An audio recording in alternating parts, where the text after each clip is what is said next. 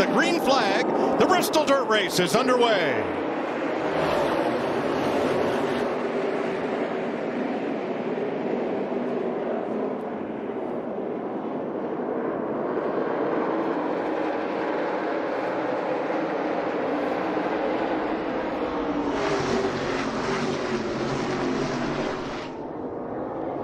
Denny Hamlin, lap 1. How cool is this? Seeing these Cup cars slide these cars sideways around this high banks here at Bristol. That is awesome. And it takes me right back to the job this track crew did preparing this racetrack. 3 wide, you see already. Perfect track conditions. This track is only going to get better. It'll wear out. You see Denny Hamlin moving up. And Kyle Busch steals the lead. Now, Kyle Busch is one of those guys. Yes, he's a Cup champion, but he does have quite a bit of dirt experience. No surprise that he takes the lead here early. And that takes me right back to what we saw Martin Truex Jr. do in that truck race. Getting to the lead, getting out in that clean air. I know you don't want to, we don't talk about that on dirt, but hey, wait a minute. We've never been on dirt. I don't know. Maybe it means something. So on the bottom, Corey LaJoie in the 7. He's trying to stay on the lead lap. That could be a tall order. Oh, no. Oh, heavy damage. And he gets hit hard. Right in front of your leader, Martin Truex Jr. barely got through that. Barely got through there, and he was able to stay in the lead also, I believe. Anthony Alfredo, I believe, is who and that piled into it. Tore up. And Corey LaJoie, who was fighting to stay on the lead lap, will not. Gonna need some dude wipes to clean this up. Oh, low-hanging fruit, Clint. Hey, trying to give him some love. They need it. Shane Golobeck, one of the dirt track specialists, driving B.J. McLeod's car, the 78 in this race. Well, that 10 car's done. Wow. Caution at lap 41. On a dirt track, you don't need all those body panels and for aerodynamics, but that you might need the front radiator, though. That thing is destroyed. So yeah, you see the 10 of Almirola got a little bit too low, maybe got into that dirtle. Well, Golobeck moved up just a little bit right there and gave him a little bit of room to get his nose in there. He tried it, just not enough. Got up on that dirt, like you said, and spun out. You can see he was looking underneath of him. I don't think. Yeah, that was actually Stuart Friesen. He was trying to get underneath.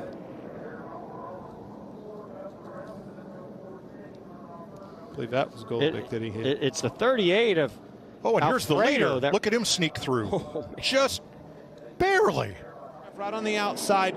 Oh, Byron got two more right there. That was almost exactly what just happened to Almirola. Harvick into his teammate Chase Briscoe, heavy into the wall on the outside. Caution. We got cars everywhere. So Byron hit Newman, who spun, and there are 3 other cars stopped further back, including the free pass car, Quinn Houff, Cody Ware in the 51. And the 15 as well. Chris Windham. So just keep an eye on the 6 car, Ryan Newman, the 24 of William Byron. Newman goes up the racetrack a little bit. Here comes Byron on the outside or on the inside.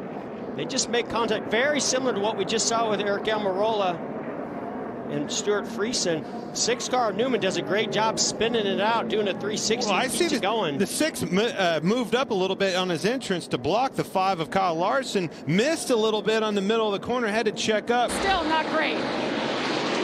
Yeah, you just wouldn't. Bell goes around. Larson collects some. Bell, Larson. Boy, there's 2 of our favorites right there that we thought were going to be the guys to beat. Might be done. I would definitely agree with that in a big way. It looked to me like Christopher Bell was working that top groove and just didn't have anything to lean on and came around. 3rd caution of the day, with Ross Chastain also involved. Christopher Bell around right in front of Kyle Larson.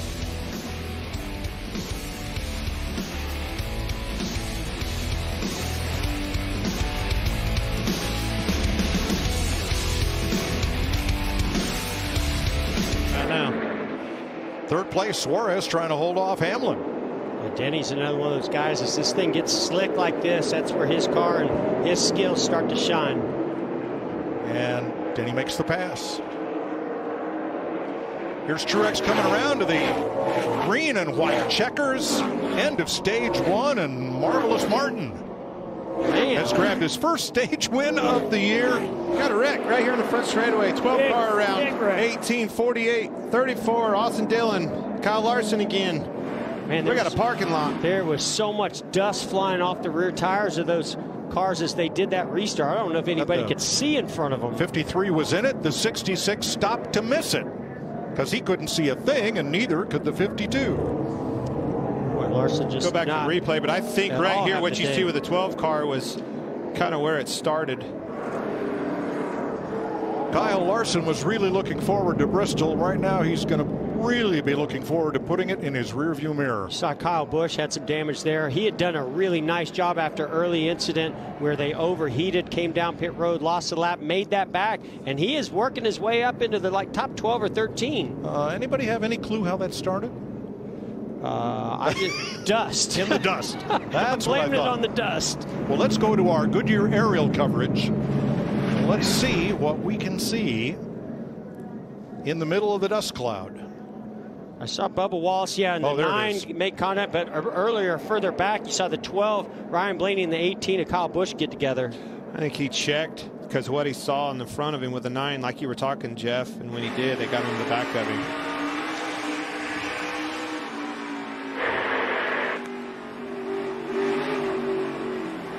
Oh, man, he couldn't see. He couldn't see anything. I don't even know if he knew he was wrecking. Riding with Ryan, our Advanced Auto Parts cam.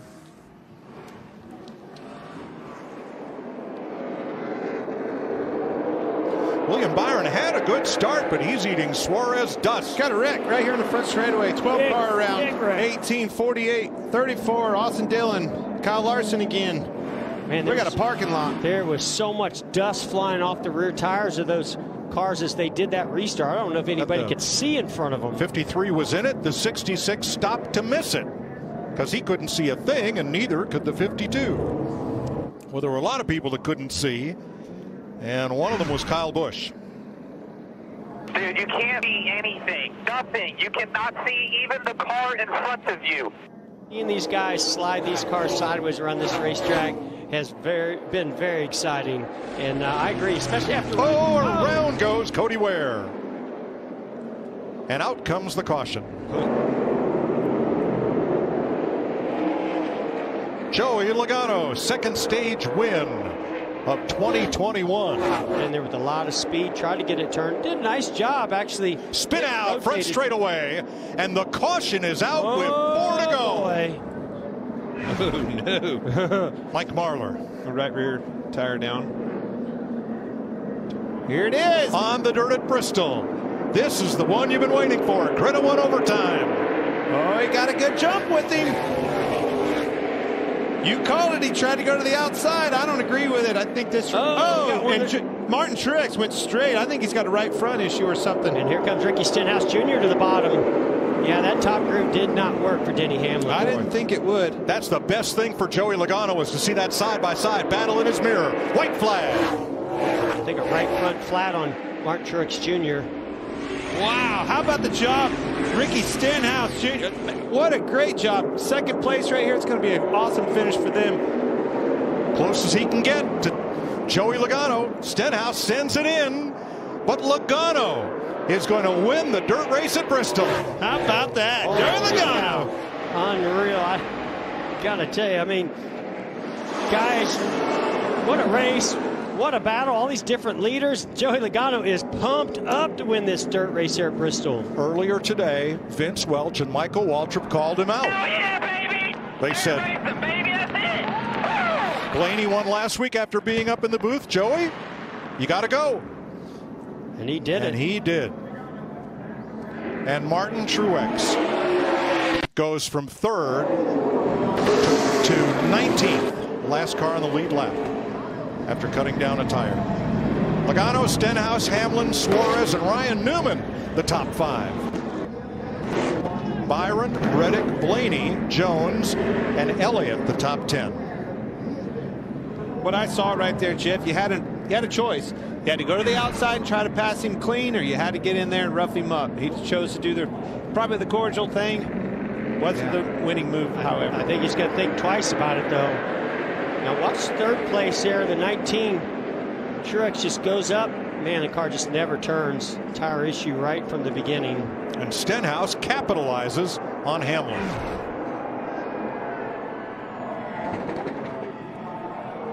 I think even Joey was like, yeah, I'll come into this race this weekend. I don't think I got a shot.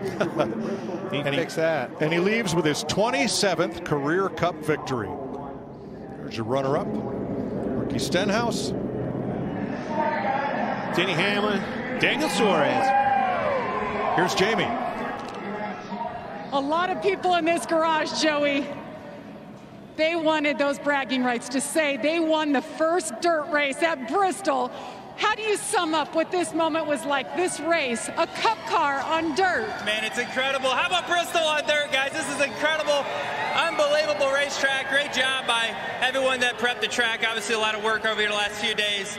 And, man, we've done a lot of work in the dirt department here the last few weeks with my buddy Ryan Flores and my car chief Jerry Kelly doing a good job with the modified and just making laps and learning where I was going.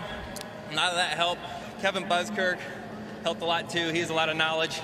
And obviously Paul Wolf, this team, great car, obviously, to be able to execute the race we did and get a win. I was getting nervous. There's so many first-time winners and different winners than there's typically been. I was like, we got to get a win next year. We get in the playoffs. So it's amazing to get this Shell Pennzoil Mustang in the victory lane at Bristol. It's nothing like winning at Bristol, but putting dirt on it and being the first to do it is really special.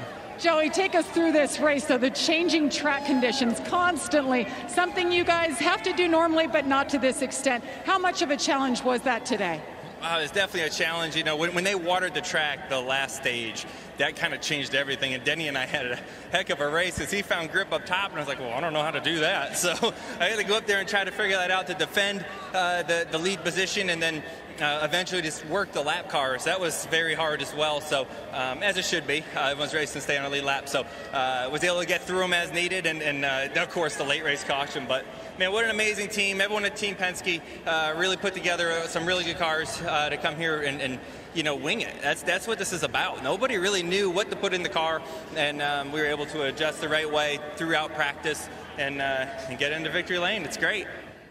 For more great NASCAR on